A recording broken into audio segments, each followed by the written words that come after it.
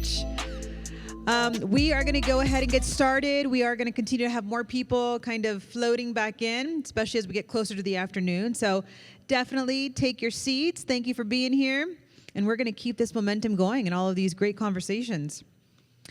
Now, let's just start. Jump right back in where we left off. Experts in our upcoming Fireside Chat are going to talk about how age doesn't have to be a limiting factor when it comes to staying healthy and active. Age ain't nothing but a number, right?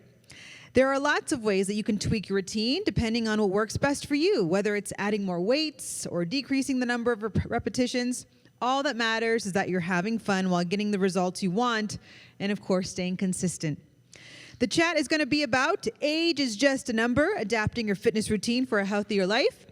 And to welcome on stage for this Fireside Chat, please welcome Marlies White, founder of SomaLife, and Eric Durak, president and founder of Medical Health and Fitness. Please give them a nice round of applause. Good afternoon, all of our senior brethren here. So you're going to talk about nutrition, and you're going to talk about nutrition through sort of the lifespan, and you're going to talk about where nutrition and supplements are. And I want to stay with really what my professional life and passion has been. I started exercising when I was 11. I started lifting weights when I was 11. I'm 61 right now, so that's a half a century for you people. Isn't that amazing? I was in the gym this morning, and I have not lost my love of weight training. And I always felt there was something very special about lifting weights because when I was younger, my father not only had Prevention magazine, but he had Muscle Builder Power, which was all the Arnold Schwarzenegger and all that stuff. So I sort of grew up watching these guys bodybuild in Southern California in the 60s, late 60s, early 70s. And I just got this affinity for weight training. And then when I got into high school athletics, I felt that the strength training was important just to be strong. So I continue to do that. I have long since stopped running and track and field and all that stuff, but I just still love lifting the weights. And now I think it's so important to keep some sort of a routine together. And so you started a nutrition company, and you did it why? Well, for a number of reasons. Initially, first of all, let's just cover age is just a number. That's what this Fireside Chat is all about. When I turned 50, I said to my husband, he was a medical doctor, I said to him, could you keep me younger longer? Because I was feeling kind of age creeping up on me. Mm-hmm. And at the same time, we had a relative that was very ill. He had cancer, so he came over from England to Canada, which I'm a Canadian, and he came to see us there so that my husband could get him into clinical trials. And the whole idea of starting the company was to prolong life, to help people have a healthier life longer. And so that's how the company was born. He did a lot of research and created our products. And our flagship product actually was an amino acid stack that triggers your pituitary to release your own growth hormone. Interesting. Because your pituitary is always creating the growth hormone, which does the cell repair, gives your immunity system a boost. And with this, he had found with his research that at age 20, you're maxed out with your growth hormone. And from there, it's a decline, so that by age 60, you've probably got about a third of what you had when you were 20. Mm-hmm. In your case, it probably isn't true because you're exercising. Right, but you have to strength train. This research was done 30 years ago. You have to strength train at a high level, like 70-80% of your maximum lift. And what I find as I get older, it's a lot harder on the joints to leg press heavy weights, to chest press heavy weights. I don't even do overhead presses anymore because of my shoulders. So I have to weigh getting a good workout in, and like I say, I may not have as much growth hormone that I stimulate because I don't lift the heavy weights as often because it's you know, I'm older. Mm-hmm. So that's part of the thing is, yeah, age is a number. I still get my workouts in, but as I'm older, I have to find out that internally, the days that I have to back off, the days that I can do a little bit harder. It's more of a balancing. When I was a kid, I'd go 100% all the time. I guess that's why you get older. You have to get. That's where wisdom comes in. Yeah. Well, when I was 50, I figured that I needed to keep active, and I had worked in the bank for 25 years, retired from banking, and at that point, I thought, what should I do now? So I joined a dragon boat team. And with the dragon boat team, there's 20 paddlers, a steerer, and the coach on the front who directs the travel of the boat while you're racing. And so I found that was a really good way for me to keep my upper body strength going, because as a steerer, you've got to maneuver this big boat. It weighs about 4,500 pounds fully loaded with, I'm familiar with dragon boat. Yeah. And so, to turn it and do your maneuvers, you need upper body strength. Did you take a specific supplement? With your trial and error with the company, did you think that there's a specific supplement that you took or needed to take in order to prolong endurance or to help with recovery? Well, actually, the flagship product, which we called Youth Formula, is what did it for me, and I just combined that with our own vitamin and antioxidant combination. And the way Philip had formulated everything, he did it so that it worked synergistically. That, like, if you took all 3 products or 4 products with the omegas, it just did the job really well. And so the product was actually so good that we went and talked to NSF, and he got it approved through WADA and NSF that same product is safe for pro athletes to take. So a lot of the And WADA is the World Anti-Doping League, right? Yeah, Okay, association. Yeah. Because the athletes have to be so careful about what they take for supplementation.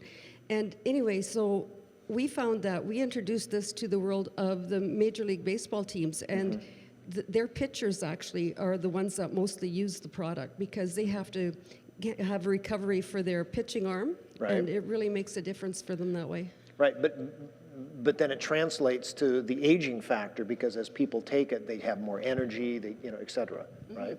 Yes, and recovery, stamina recovery, everything. So in general, and you notice that I'm asking questions because I told the production guys that I have a TV show back home, so I'm familiar with asking the questions. But I love the nutrition aspect. When we spoke before the program, I said that I'm looking into a brain health formula, and the new company that is going to become a sponsor of myself. And there are some really interesting things on the market, but one of the things we spoke about was differentiating good quality nutrition supplements versus the Kroger's and the Trader Joe's and the stuff that has lots of fillers and lots of synthetic type vitamins, which may or may not actually interact in the body the way that a natural supplement would. Yes, I think supplementation is very important, and knowing what's in it is really important. Like with our products, they're all natural, there's no fillers, and we even have got the same product for pets to take, and I always like to say that the product for the pets was tested on humans. So as it should be. Yeah. So yeah, with proper supplementation, you just don't know what you're getting in these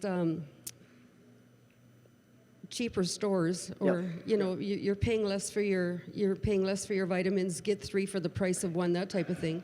Right. And I think it's worthwhile to do the research and get. Well, supplements. I think doctors historically have not been fans of supplements, and that's fine. They have their opinion, but coming from my area of education and research, which is in exercise physiology, supplements were part of just everybody's routine. If you're an athlete, whatever, you just took supplements.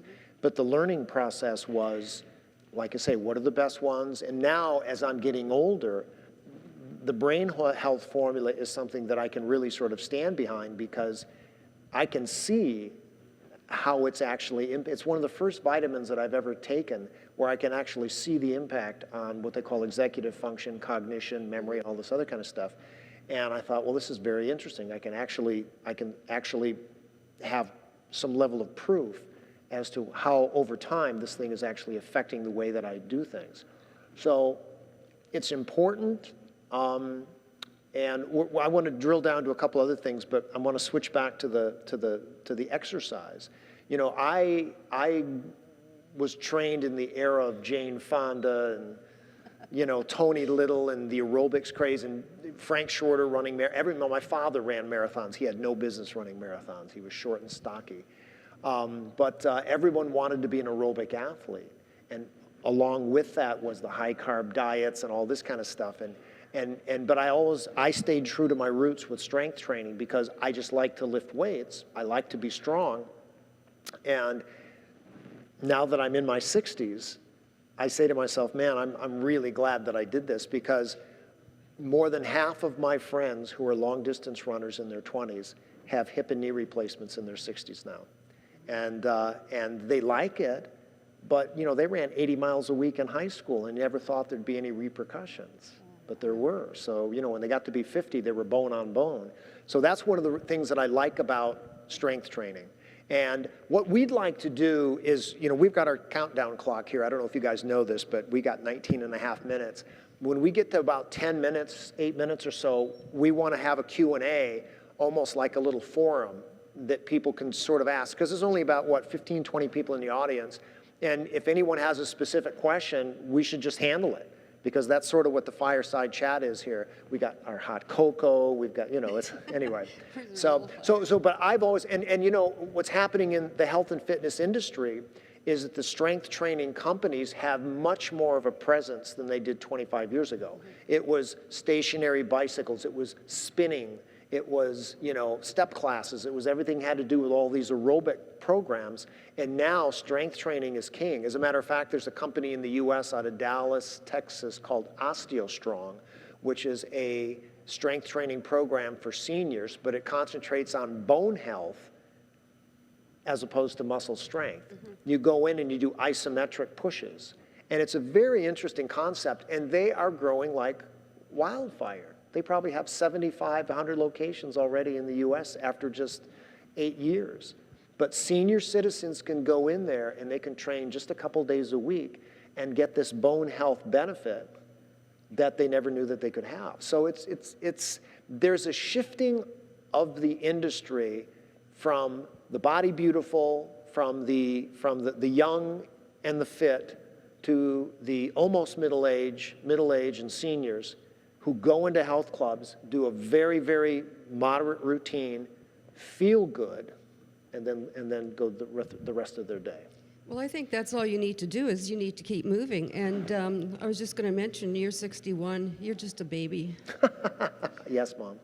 I'm 74, I'll be 75 in May. You look great, by the way. Thanks. But the whole point of age is just a number, is just keep moving. And I notice that now maybe weightlifting was a big thing, and it still is. But now I notice that a lot of advertising on my phone and on YouTube and whatever, it's gentler exercise for people just to keep their muscles moving. And I like the idea of the bone strength. Yeah. And a big focus is get your 10,000 steps in every day. And I just got an Apple Watch, and I've probably got close to 10,000 steps in already, just wondering. Yeah, because just getting from your room to the conference center is a mile and a half. It's crazy. It was like 10 minutes of solid walking to get here. It was big. Yeah. So I wanted to ask a question of the audience, just a show of hands. How many people play pickleball? We got sort of one. Just one? Okay. It's a thing now, folks. It's a thing. I was in Mesa, Arizona for a conference in August, and I had the opportunity to go to this really, really large recreation facility, and pickleball is the fastest growing sport in America. And who plays pickleball? Seniors. Mostly, they have youth leagues and stuff. A lot of high school kids are sort of getting into pickleball because it's easier than tennis. But for the seniors, on television, on ESPN, last week they had the senior pickleball championship somewhere. I don't know where it was at, but I'm like, oh my God, this is a thing. So I love the fact that as one thing, I mean, how many people do their Jane Fonda stuff? But as one thing sort of goes down, like spinning classes, another thing will go up, like pickleball. And I think pickleball will double in size in the next 3 to 5 years. Well, you know, the thing with pickleball, I just actually moved to Mexico. I got tired of Canada. That's all right. No politics here. But anyway, I moved to Mexico, and they've got a Facebook group there called Loco La Paz. And it's expats. And you see them advertising every day, looking for pickleball places to play that game. I have never even seen that played. I was too busy dragon boating. Yeah, but I'm telling you and what everyone, from what I hear from the people who worked in this facility in Mesa, it's fun. Yeah. It's really fun. And I think the biggest thing about exercising over your lifetime is I've always enjoyed the weight room, the health clubs, I love it. I ride a bike. I ride my bike up mountains. I do all kinds of things living in California. But my roots are in the weight training, and I'll just do it until I die. And the thing is but like with pickleball, I'll probably do it someday because it looks like it's fun. When you get old, eh? When I get old. When I lose my hearing, already losing my hair, but anyway. But that's, that's kind of where, like I say, this age is a number. And pickleball is one of those things that I see, it's a national, probably an international trend where people in their 70s who really didn't do anything for a few years see something that they can sort of, I played tennis in high school in 1962. Now you can play pickleball, and you don't have to like run for the ball or whatever. It's very interesting. So I like these kinds of trends, and now as we're moving into this next phase post-COVID, I see that people are going to be wanting to do other types of exercise programs as well. And one of and this is the only science thing that I'm going to quote. Back in 1989, Stanford University did a report called Health Promotion and the Compression of Morbidity. And what they said was back in the 80s, people were living a little bit longer, but they were still spending a lot of time in the hospital. And he said, if you want to really impact a person's health, if they're going to live longer, you have to compress the morbidity time. So they're not sick for a long period of time. And that's where health comes in, nutrition and exercise. You folks may disagree or have a comment on something, but I think that if you get the nutrition, supplement, and exercise programs right, you got 80% of the battle. Agree? Yes, I totally agree.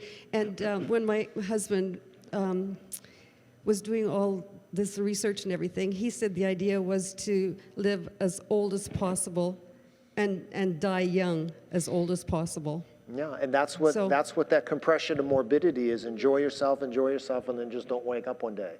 Yeah. And who I was just talking about, the gentleman from Prevention Magazine. We were talking about, my father used to read Prevention Magazine, and he gave me 25 years worth. In college, I did a lot of reading about some of the old studies on diabetes and nutrition and health and all this other kind of stuff. And I met a woman in Santa Barbara, and I said to her one day, I was a little cocky, I said, well, my father gave me 25 years of prevention. And she goes, well, my husband has 57 years of Prevention Magazine. I said, who's your husband? She goes, Marshall Ackerman. He founded the magazine with Bob Rodale. And I said, I got to meet this guy. And it was great to meet him. And he just passed away about 4 or 5 years ago. He was 106 years old. What a life he had. He was one of these founders of the health movement. I loved Prevention Magazine when I was a kid because they really talked about the science of health and longevity and stuff. They quoted good studies. They didn't have a political agenda. They laid it out there. It was really during its day, the heyday. And even Marshall said to me, he goes, and now it's just a women's magazine. And whatever, but they had their time. And I think that this is maybe the next time. And so what other formulas do you have? We've got brain health product. Okay. And it has cognizant in it, which my husband used to say that it's geared for older people, and it helps though with ADHD. It keeps kids calm. And also if you're a student in school, it will help you with clarity, focus, attention, that kind of thing. And I found when I was taking the IQ 150, which is probably a low number for a lot of people, but the IQ, it really, if you take it in the afternoon when you're sort of slowing down mentally. If you take a couple of caps or pills in the afternoon, it just sharpens you right up. It's really good. It really functions well. And that leads me to another question. Timing of vitamins. I take most of mine in the morning, but I know that there are certain formulas that, like you just said, work better in the afternoon. Is there any nighttime formulas that you're either recommend or are familiar with? Yeah, like the youth formula, the one for the pituitary. We originally said that women should take it in the morning because women release their own growth hormone different times throughout the day. And men should take it at night before they go to bed, both taking it on an empty stomach, because then it takes about 20 minutes for it to kick in and just do what it does. But for the men at night, 90 minutes after you fall asleep, you're releasing your own growth hormone, and so that really amps it up. Right. So we figured that would be good for men. But we found that now you can really basically take it anytime as long as you take it on an empty stomach. And give yourself 20 minutes to half an hour before you start eating anything. So most of the supplement, like I take everything in the morning, get it over with. I want to do another thing with the audience here. There's another big thing. I mean, pickleball's a big thing, but does anybody in the audience ever done vitamin IVs? Vitamin intravenous? Nobody? Okay, it's a thing now. Vitamin IVs are a big thing. And as a matter of fact, there's a company in Arizona that's called the Doctor Shot.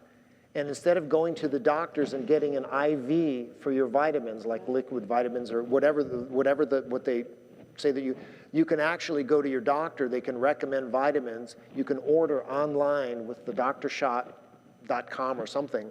And you can get your own vial and syringe with the vitamins, and you give yourself a shot. I mean, we're moving into a whole new era here.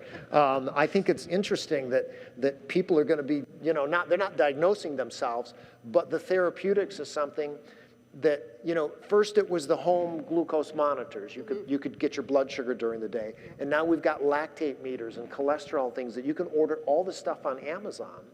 And now you can do the doctor shot where you get, I don't know about giving, but it's a microneedle. But you can give yourself your own intravenous or intermuscular, I guess, vitamin injections. And I just think it's like this whole new world. And I don't know if it's going to change. I do think that people, and I want to get the audience, we're going to come right after your next thing. I've always felt that supplementation was a very important part of total nutrition. Most doctors will say, just eat right. And I say to them, what does that mean? So if you know what your deficiencies are by having a good blood panel, that's where you need to have that medical thing. They need to steer you in the right direction, that you can get the right type of formula for what you need. And the whole thing about aging is what I took when I was in my 30s is not anything like I take now. I take N-acetylcysteine, I take my own brain health formula, I take my omegas, I take all these types of things. I do my biohack in the morning with my coffee and whatever. And I think I found a good slot. I can always be better, but I think that I'm good. So do you have any last thing before we open up? Because I know that we've got a couple folks that want to ask some questions. Not really. Okay, well then let's do, we got 7 minutes to go. We'll do a few questions, and then we're going to do push-ups. Everyone's doing, no, I'm just kidding. Yeah. 50? Hi. How do you help people overcome the fear of getting hurt when they do exercise? So, for example, some of your friends, maybe they have had a hip replacement surgery, maybe they've had some, knee repair surgery. From, let's say, the time they just came out of the hospital, how do you recommend they go about starting an exercise program and not hurting themselves in the process? It's a two-part answer for me. Number one is find a good trainer. And they say, well, are there trainers who are versed in this area? Yes. There are senior fitness trainers who understand the application of exercise for people over 50 and medical conditions. And then there's also people who work in medical fitness in hospitals and clinics who do this every day. So that's number one. And number two is to sort of think out of the box, because a lot of people, I've seen this for 50 years, people still don't lift weights correctly. But we have now rubber tubing. We have now isometric exercises like OsteoStrong, you don't really get hurt because you're only pressing as much as you can. They're isometric machines. So that there are different ways of doing it, and the trainer would guide you. As if I were your trainer, I would say that, well, let's start you out with rubber tubing so you understand the movement, and you get the movement correctly, and we can, work around pain or through, hopefully no pain, and then figure out the right choice of exercises as well too, because people have a tendency just to do things that they see someone else do. So find a good trainer and think out of the box. Hi. Interestingly, that was really close to the question that I was going to ask. I have two, actually. The first one being, how do you excite people, especially the aged, right, for whom exercise and maybe even strength training might not even be on their radar, or, like she said, maybe they have doubts. So, like, how do you generate that excitement about strength training in this subject? And then the second question is, do you have thoughts or philosophies on, the aged population, right, and progressive incrementation of weights, or just holding a stable weight capacity? I'm going to answer the first question first, results. Okay. A person who's 75, if they can go to a program, not just a gym, but they can be involved with a program like OsteoStrong, whereby you can actually see results in literally a matter of weeks, because you're exciting the muscles, you're working on posture, and your movement seems to be a little better because you're doing something. And also, so that's the thing. And like I say, weight training is one of those things, if you start at zero, and I worked with cancer patients, and a lot of these folks started at zero, they had no strength. And in 10 weeks, they were doing an entire routine. So their improvement was 1,000%. Because they started at nothing. So the results are really going to excite people. And that's where I think as we're moving into this mindset where more people would like to become active or choose nutrition or something, then,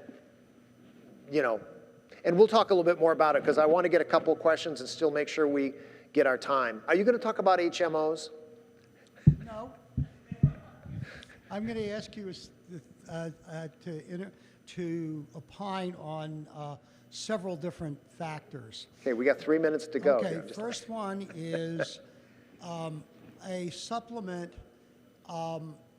is a medication. It's a drug. I mean, digoxin, which we use all the time, is for the digitalis. So the idea of deriving things from plants or those sources is not foreign to us. We've been doing it for hundreds of years. But one of the emerging problems that I'd like to hear how you would overcome is that for those of us who are on medications, we're adding another medication when we add a supplement and increasing the chance of interactions. How do we get around that? The second question that I have has to do with the purity issue. Supplements are not adequately regulated by the FDA, so the problem that you talked about with and we've had problems with cyanide in supplements and things. How do we get around that in order to have confidence that our supplements are as good as the ones you're talking about? Do you want to take that one? And then the third one is the science. And my example is fish oil. Fish oil raises your chance of having a heart attack unless you take the right omega-3. And we didn't know that for years, and lots of competent medical authorities were recommending it until we did the studies right. How do we get the studies right so that we can have confidence that these products really work?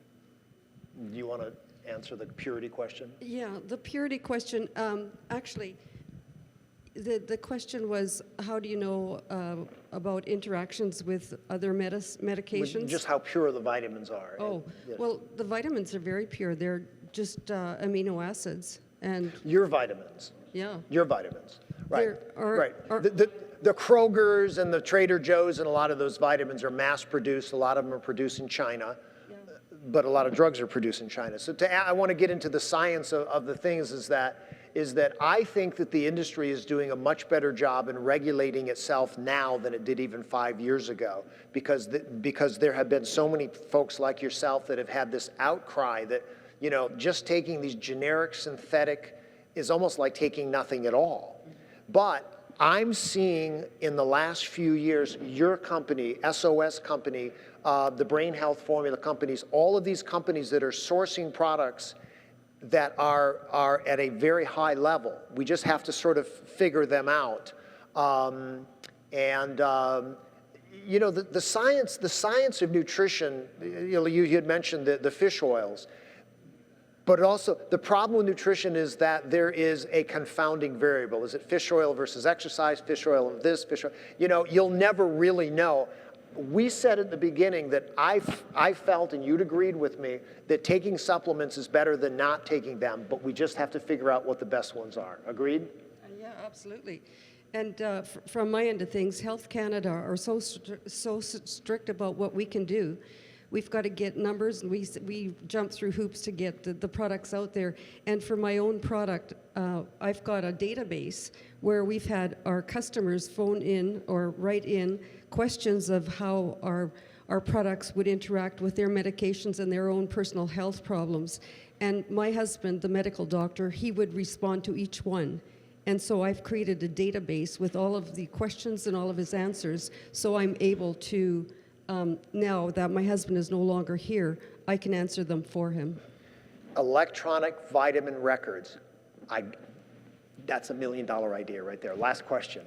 Yeah, I have a question and a complaint. The question is it enough to buy organic versus non-organic vitamins? And the complaint is... I'm a huge proponent of organic foods because I live in Southern California and almost all of my fruits and vegetables are organic. And we hear about the phthalates and all this kind of stuff that are in foods. And I mean, it's almost like the poisoning of everything. It is important, I think, that vitamins are organic. And I don't think, like I say, you look at Trader Joe's, Kroger's, giant food stores that just get these mass-produced vitamins, that the synergistic effect is probably not nearly as good. I'd rather spend more money on food and exercise than spend more money on medications later. By the way, I'm 61. I've never been on a medication in my life. So for me, you know, Winnie would tell me, you've got to pat yourself on the back because there's a lifestyle that I now can say to people, I got 50 years in on this thing. So there's something that's going on. So, and we'll talk a little bit later. Our time is up here. I appreciate all 300 of you for being in our afternoon conference today.